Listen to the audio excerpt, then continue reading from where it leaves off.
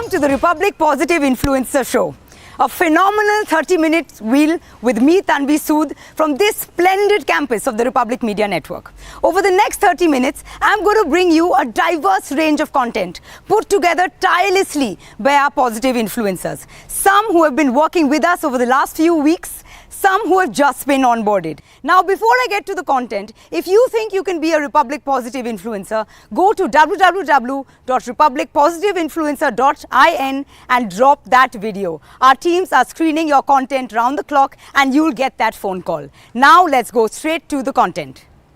There's so much going on in the world of science and medicine. All of us seem to be asking ourselves one simple question: how do we live a long and healthy life? Now wait for it, because our first positive influencer today, she's already hugely popular on social media. She's a full-time practicing doctor, Dr. Vishakha Shivdasani. Now she puts together 4 simple steps, 4 pillars as she calls it, to live a long and healthy life. Watch this, because this is the reset you need this weekend. Longevity is the new buzzword. Everyone's talking about living to 100. But now that's only important if you don't spend those extra years battling disease, hooked to machines, and don't have any cognition and mobility issues. The real question is then, what does it take not just to live long, but to live well? A long, healthy life depends on 4 core pillars. Let's talk about these 4. 1. Muscle mass. Did you know? After the age of 60, you lose 1% of muscle mass each year. This is called sarcopenia. And you really have to fight to preserve this. Your muscle is a key driver of aging. Lose muscle and you lose function. And that's your quickest decline. Second, a robust immune system, which is so important not just to fight infections, but also to fight serious diseases like cancer. 3. Cognition. Protecting your brain is non-negotiable. Dementia starts several years, even decades, before presenting with any symptoms. Chronic disease prevention. Obesity, type 2 diabetes, heart disease are the quickest cause of decline, both in health span and lifespan. Now, this is where longevity medicine comes into play and differs from conventional medicine. Why and how?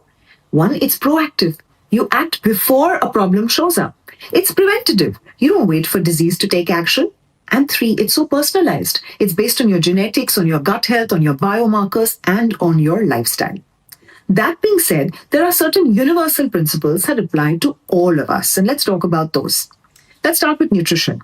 The food you eat is either fighting disease or it's feeding it. So what you do, you eat mostly plants, you get protein, enough protein but not too much protein. And please make fats your good friend and don't fear them. Just include the good omega-3 fats and remove the rancid fats. High glycemic foods spike your blood sugar, take your hormones completely out of whack and cause chronic inflammation and also chronic illness. Sugar deserves a category of its own. It's a good idea to limit, if not eliminate, if you want a great health span and a lifespan. Talking about exercise, do you know that movement and exercise now has a longevity prescription?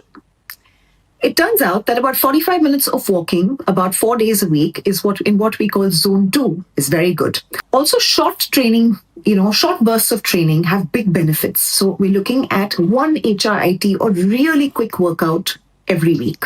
And it is so important to include strength training. Especially if you're a woman, you need this to preserve muscle mass. And I've explained the importance of that. It turns out grip strength is actually a great predictor of longevity. So make sure you include that. Sleep is the most underrated arm of longevity. Did you know that even 2 nights of sleep deprivation can actually increase your insulin resistance? Imagine what chronic sleep deprivation does to you. It increases the risk of Alzheimer's, of diabetes, of hypertension, even of cancer. So you make sure you make sleep a priority and you get your 7 to 8 hours of good quality rested sleep. And then human connection and mindset. I have some surprising facts for you. Did you know that an optimist lives 15% longer than a pessimist? It also turns out that human connection is a strong predictive marker of longevity. People who feel supported, who feel loved, and who feel seen live longer. So if you want to live long, spend time with those who matter. And finally, there is testing. Here's what most people don't realize. Your body is excellent at hiding disease. So this is what I tell all my patients. Test, don't guess. Regular blood work gives us the data to act not just early, but strategically. Now, I'm not here to tell you that if you follow these principles, both you and I will never get sick. Not at all. But I am saying this: you have far more control over how you age. When you work with data, when you work with the right principles and the right strategy, you don't just live longer, you live much better. You live with energy, you live with vitality, and you live with a sense of purpose. And that can start today. Stay well. Are you wondering how to take it to the next level if you're a leader at a professional organization? Are you worried about the next appraisal cycle and whether you'll be able to upskill to show your managers that you have upskilled to the next level? Well, don't worry, because we've got you covered. Positive influencer Purnima Kotak takes us through Career Hacks 101 on how to bag that big promotion. Here it is, watch it, and then hit that week on Monday.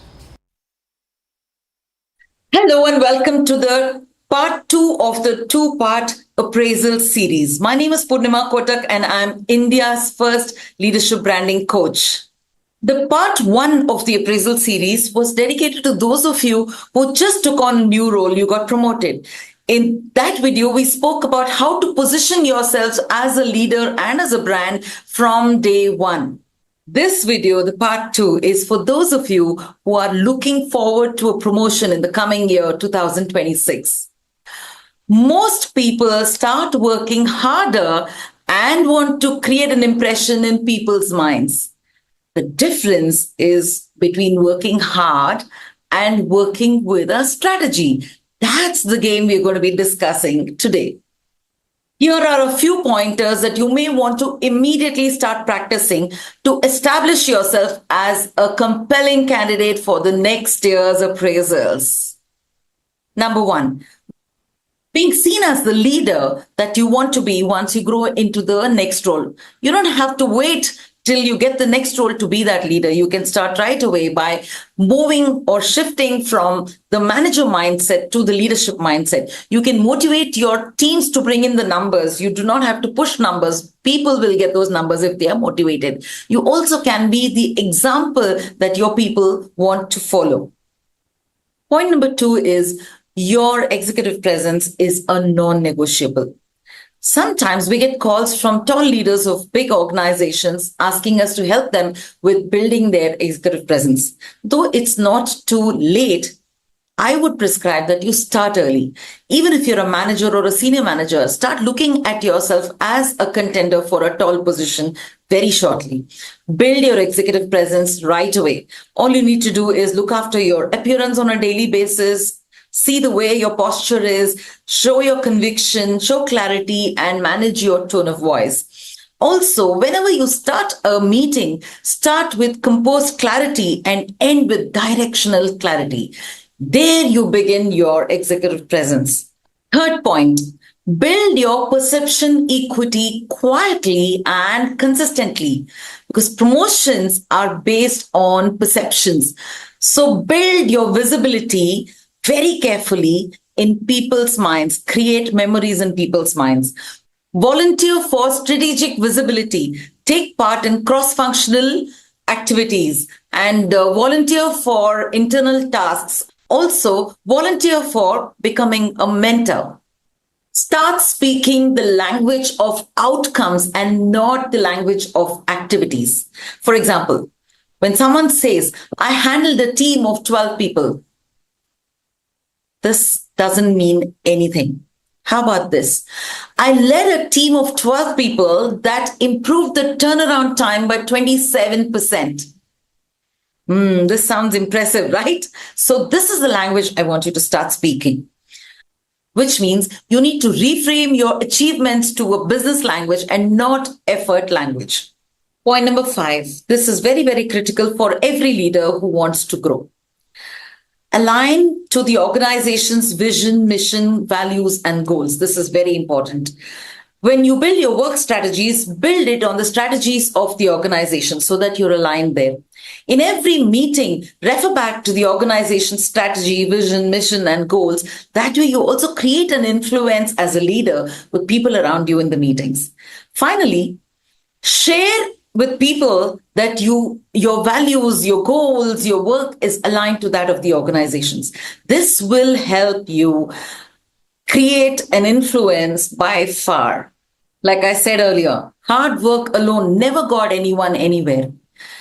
For you to get your promotion in the next upcoming appraisal, you need to put a strategy for your leadership branding. You need to know how you want to be perceived, and you need to walk up to that perception. Follow these 5 points to position yourself as the top contender for your next year's promotion. This will also give you the confidence to straight away discuss your promotion in your next appraisal. Wishing you good luck for your next upcoming year and for your promotion next year. Have you ever wondered about the origins of the 51 Shakti Peeths? Those divine sacred spots revered not just in the Indian subcontinent but across the world. Well, positive influencer Shalini Modi takes us through the origins through rich mythology and tells you the origins of these sacred spots. Watch this and get enriched. Just like our scriptures, our ancient temples too are powerful energy centers. And these places have been chosen carefully by our sages and learned men, which add to their power.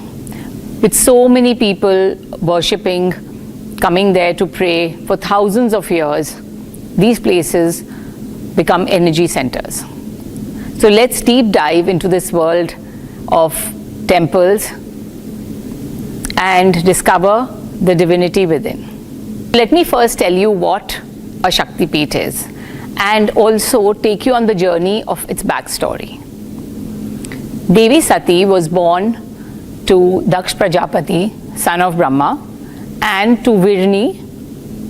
In some cases, some of the Puranas mention her mother as Prasuti. And as she grew up, Lord Brahma and other Devtas, they went to Lord Shiva at Kailash and asked him, requested him to marry Sati. Shivji agreed to their proposal, saying that he had only one condition, that Devi will never doubt his words. Brahmaji accepted his condition and straight went to Sati's parents, who were overjoyed. And Shivji and Sati Ma were married. They sat on Nandi and went to Kailash and spent some time alone in solitude. After that, they both went to roam the world. And one of the places they visited, interestingly, was Dandakaranya, the forest where Ramji was residing during his exile period. Here, Sita Ma had just recently been abducted by Ravan. And so Ramji was distraught, he was crying, he was shouting her name, just like any mortal human. Shivji bowed down to him from far away and prayed to him, paid his respects. Sati Ma was very surprised.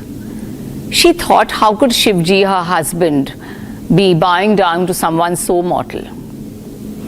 Shivji told her that he was his Ishta Devta. But Sati Ma had a lot of confusions and doubts in her mind. It's almost like any disciple who has doubts before they reach Paramatma. She told Shivji that she had to go and test Lord Ram. And Shivji said, suit yourself. So off went Mata. And disguised as Mata Sita, she approached Lord Ram, who instantly recognized her and bowed down, saying, Pranam Mata. Sati Ma was again felt very ashamed that she had come to test Lord Ram, and she went back to Shivji, but refused to disclose what had happened there. Shivji, through his yogic powers, could of course see what happened. He decided to renounce her as a wife within for two reasons. One, because she had doubted his words, and that was one of his conditions to Brahmaji before marrying her. And the second was that she had taken the form of Sita, whom he considered as Mata. So, because of her taking the form of his Mata, he could not see her as a wife anymore. However, he did not disclose this truth to her, and they went back to Kailash. At Kailash, Shivji sat in deep meditation and opened his eyes after a very long span of time, only to see Sati Ma very upset at not being invited to a yagya, a huge ceremony that was being organized by her father Daksh. What upset her more was that all her sisters and their husbands were invited, but she and Shivji weren't. Shivji advised her that she shouldn't even think of going there uninvited. But she said it's her father's house and she had full right to go there. Shivji sent a whole army of Ganas with her. Devi Ma reaches the Yagyashala, and seeing Brahmaji, Vishnu, Bhagwan and all the other devtas, she was very angered at them. She was angered because they were attending a yagya without her husband being present. Her father was overjoyed at meeting her and said that she should partake in the yagya, but at the same time he started criticizing Lord Shiva. Sati could not handle that, and she decided to give up her body because she felt that she had made all these mistakes of doubting her husband in this body and needed a makeover. She sat down and did her yogic practices, bringing her breath, raising it from one chakra to the other, and finally leaving her body. The moment she left her body, the Ganas were angered and distraught at the same time. Some of them gave up their body with her, and some attacked those present. The moment Shivji heard about it, he came to the spot himself.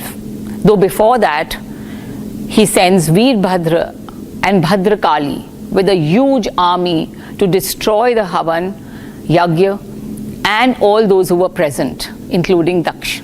He produced Veerbhadra from his matted hair and Bhadrakali too. After that, he himself went on the spot and carried Sati Ma's body around the universe in anger.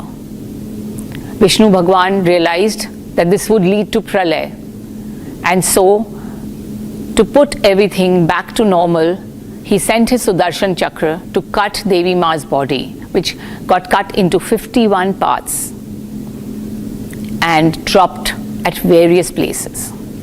These are the 51 Shakti Peethas, where the Shakti Peeth temples came up, and to protect the fierce and the raw energy of Devi here, Bhairav Baba, or the fierce roop of Shivji, sat there guarding the temples. Operation Sindoor. We have lived through what history books will be made of. Now our next positive influencer, Navjot Singh, was a former IB officer. And in the next anecdote, he takes us through this interesting story from the tenure of Zia-ul Haq, of how the ISI and the Pakistani establishment worked together to push terror into Jammu and Kashmir, and how the Indian people have always stood against it. Watch this, and let me tell you, the big headline here is that the Indian armed forces and the Indian people have always pushed back Pakistan's nefarious designs. Today I'm going to tell you a story from the mid-1980s. April 18, 1988, Pakistan President Zia-ul Haq called a secret meeting of his intelligence officers and various agencies.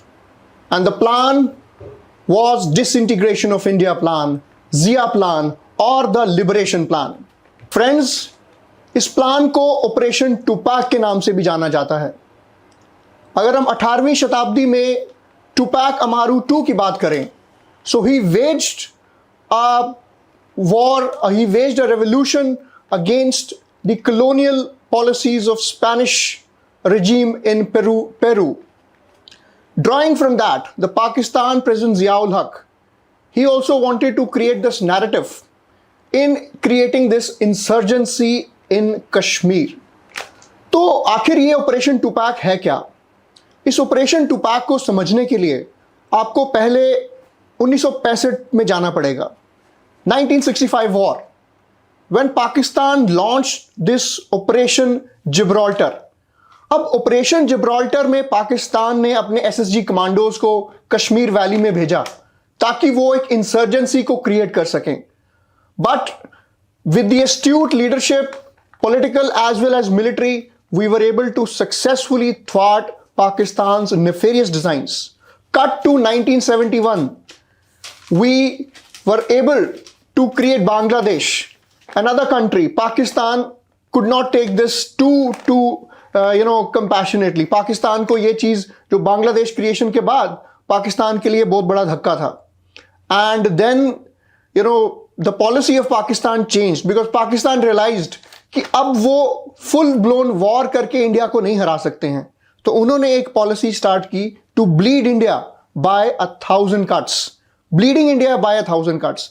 And उनको वो जो opportunity मिली 1987 में, 1987 elections were rigged, allegedly rigged, और वो जो Kashmir valley में insurgency create होने का जो अपॉर्चुनिटी मिला उनको, उसका उन्होंने ऑपरेशन टूपैक लॉन्च करके एक बड़ा ही इस्तेमाल किया उस चीज का.